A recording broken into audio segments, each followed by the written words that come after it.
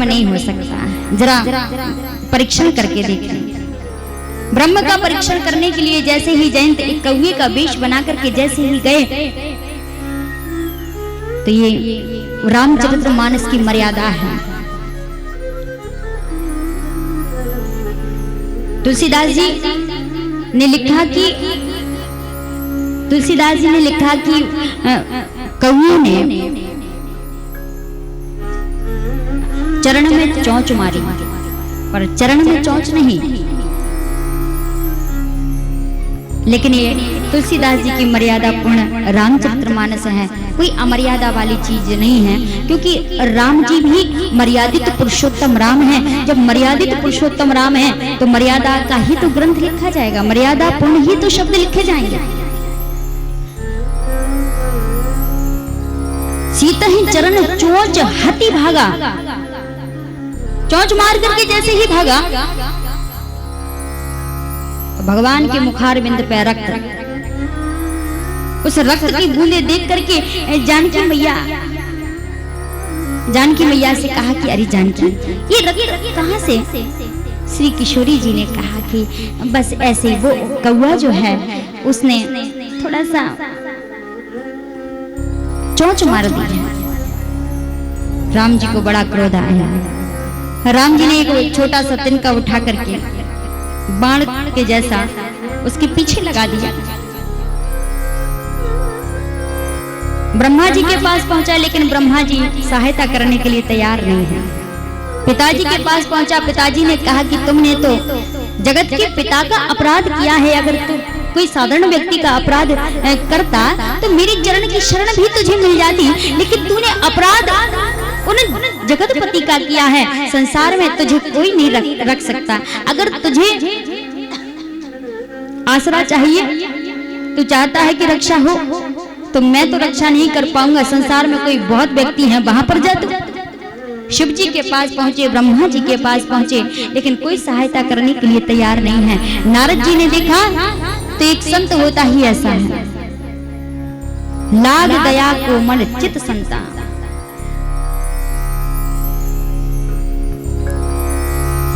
और जब नारद देखा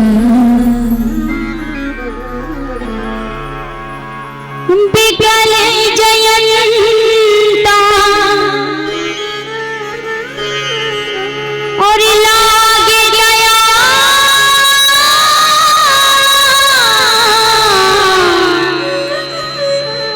कोमल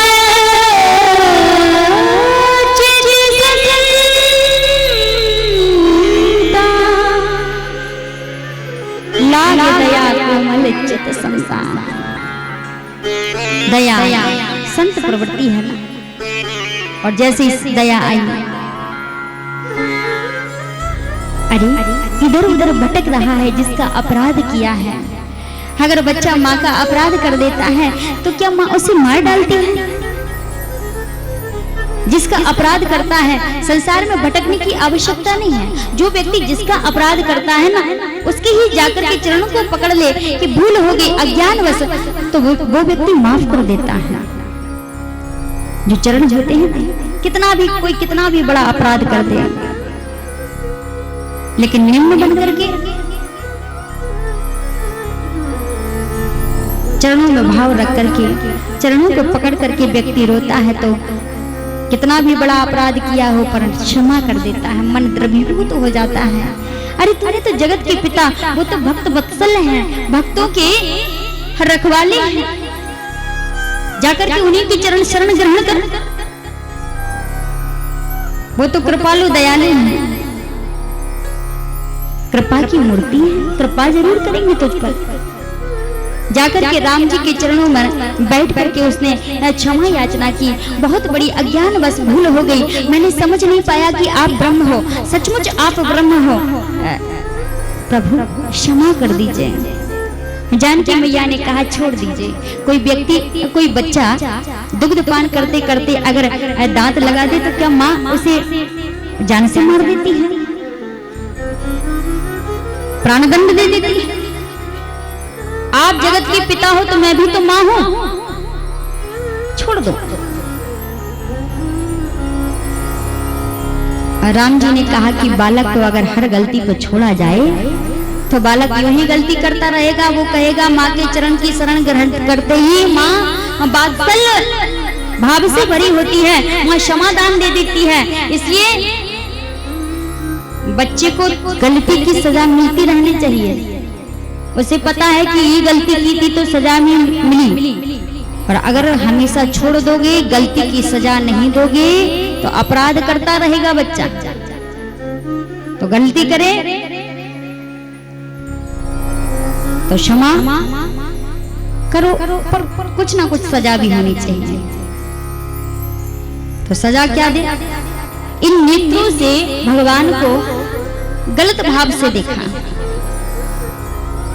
तो राम जी ने कहा दोनों नेत्रों को फोड़ दिए जाएं। मैया ने कहा नहीं, कम से कम एक छोड़ दो। दोनों आंखों से बराबरी से दुनिया दिखती है। अगर एक आंख बंद कर लो तो दूसरे से क्या दुनिया दिखनी बंद हो जाती है? एक से जितना दिखता है दूसरी से भी उतना ही दिखता है। इसलिए एक कम से कम दुनिया को देखने के लिए बनी रहने दो, एक फोड़ दो। तो जयंत की एक आंख फोड़ दी। हम लोग आज के जमाने में कहते हैं कौआ की एक आंख होती है, कौआ की एक आंख होती है, पर एक की फूट गई तो क्या सबकी फूट गई? एक काना तो क्या सभी काना? दोनों आंखें सुरक्षित रहती हैं कौए की। जयंत की एक आंख फोड़ी। जयंत ने प्रणाम करके कहा कि प्रभु अच्छा हुआ कम से कम एक तो छोड़ दी, एक फोड़ दी, कम से कम एक तो दुनिया को, नहीं तो मेरा अपराध तो बहुत बड़ा था। आज लक्ष्मण जी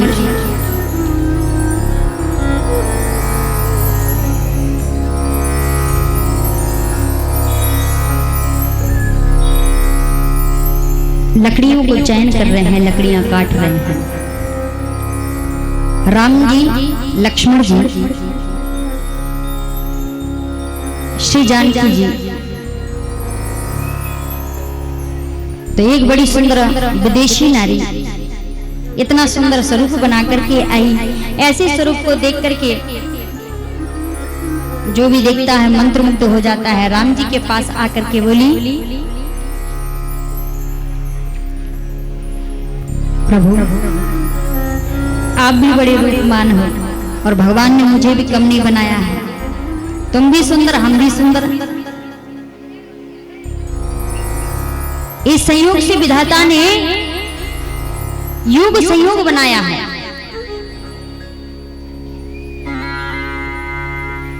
बार बार वो नारी भगवान से कहती है तुम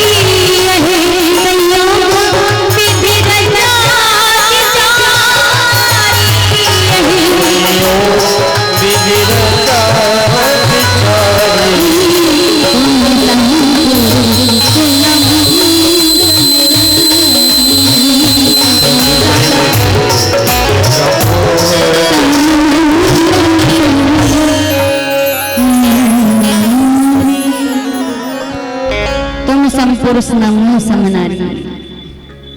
भगवान से आकर के कहा कि तुम सम पुरुष नमो समनारी, यह संयोग विधि रचा बिचारी। संयोग भगवान ने बहुत अच्छा बनाया है। भगवान बोले अच्छा तो बनाया है, लेकिन क्या है कि तुम्हारा विवाह नहीं हुआ, लेकिन मेरा हो चुका है। मैं पहले से विवाहित हूँ, तुम मुझसे विवाह करना चाहती हो, पर मैं पहले से विवाहित हूँ। हाँ, अगर तुम्हें विवाह करना है तो जो लकड़ियां काट रहे हैं उनकी अभी शादी नहीं हुई, आप वहां चली जाइए, अपना प्रस्ताव रखिए, वो मान जाने। जैसे ही लक्ष्मण जी के पास पहुंची, स्वर्णनखा लक्ष्मण जी के पास जाकर के कही कि आपके भैया ने भेजा है। उन्होंने कहा कि आपका अभी विवाह नहीं हुआ है, संयोग से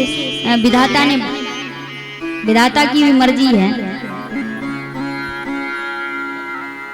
लक्ष्मण जी ने कहा तो भैया ने क्या कहा? भैया ने कहा कि मुझसे विवाह कर लो। लक्ष्मण जी कहने लगे अभी हमारा हुआ तो नहीं। अच्छा ठीक है, तो विवाह करने के लिए राजी हैं? लक्ष्मण जी बोले बिल्कुल। लक्ष्मण जी बोले लेकिन पहले विवाह होने से पहले थोड़ा श्रृंगार किया जाता है, श्रृंगार तो करवा लो। सजाऊंगा अपनी मर्जी से। शूर्पणखा ने कहा कि ठीक है। लक्ष्मण जी बोले ऐसे नहीं, आंखें बंद करके बैठो, मुझे बड़ी शर्म आती है स्त्रियों के सामने, लेकिन सजाऊंगा तो मैं ही। स्वर्णनखा को जैसे ही बिठाल करके कहा आंख बंद करो, जैसी आंख बंद की, भगवान का इशारा हुआ कि उड़ा दो। तो एक तरकस से बाण निकाला, बाण को तिरछा किया, नाक पर रखा और जैसे ही रखा वैसे ही साफ कर दिया। शूर्पणखा भागते दौड़ते। अच्छा एक बात है,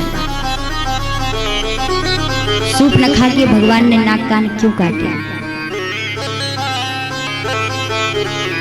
क्या कारण था? और शूर्पणखा इस तरह की बात क्यों कहती है कि तुम सम पुरुष न मोसम नारी?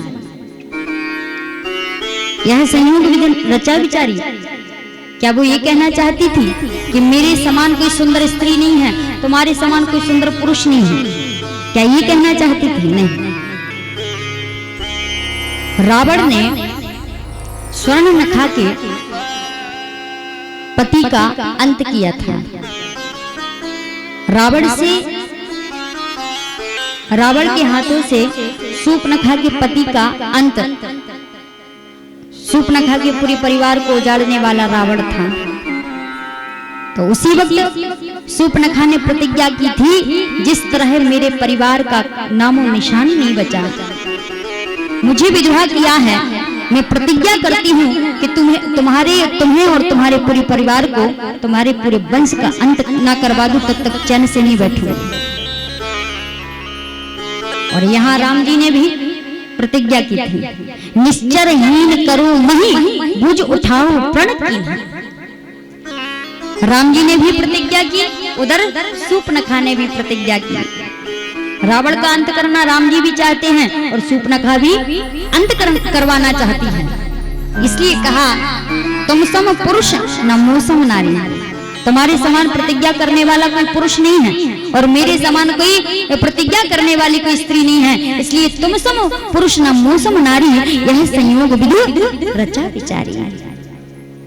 ये संयोग मिल जाए, अगर हम और तुम दोनों मिल जाएंगे तो समझ लो कि इस रावण को मरने में देर नहीं लगेगी, इसके वंश का अंत होने में देर नहीं लगेगी। पर राम जी ने पूछा कि भाई क्या करना चाहिए? बोले पंगा तो लो, डंडा खड़ा कब होता है, दो चार झगड़े की बात कर दो।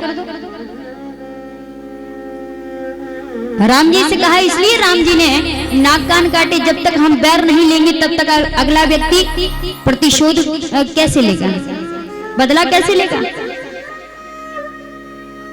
पहले कुछ ना कुछ ऐसा कार्य करना पड़ेगा ना कि प्रतिशोध की आग में रावण जलने लगे। रावण का कुछ बिगाड़ेंगे नहीं तो रावण हमारा क्यों कुछ बिगाड़ेगा? इसलिए उसकी बहन के ही नाक कान काट लिए। जब शूर्पणखा के नाक कान काटे तो खरदूषण के पास पहुंचे। खरदूषण आया, भगवान ने खरदूषण के ताड़का के एक ही बाण प्राण हर लीना। खरदूषण भी वही था जब अहिल्या उद्धार हुआ।